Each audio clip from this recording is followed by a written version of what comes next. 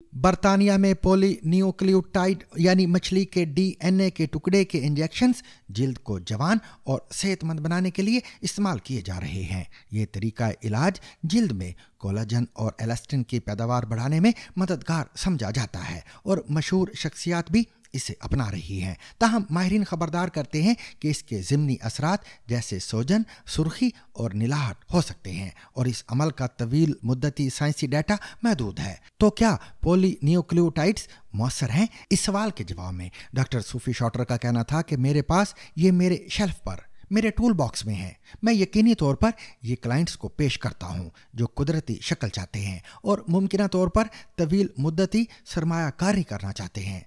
Polynucleotides बतौर इलाज कोई जादुई हल नहीं, बहुत से दूसरे इलाज भी मौजूद हैं जो इसी तरह कर सकते हैं और उनके पीछे मजीद डाटा मौजूद है। So if we can repair the DNA, we can make the cells behave like younger cells.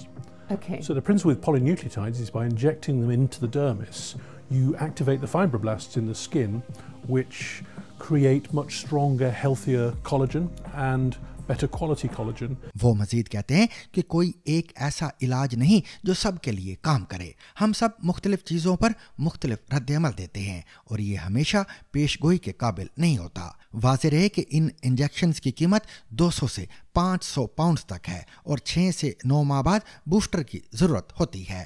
Regulation की कमी के बाइस मार्केट में गैर मुस्तनद मसनूआत भी दस्तयाब हैं। और सामीन, इसके साथ ही आज का सैरबीन अपने इख्तिताम को पहुंचा। मुझे और मेरी पूरी टीम को कल तक के लिए इजाज़त दीजिए, लेकिन इजाज़त लेने से कबल अब तक की खास खबरें।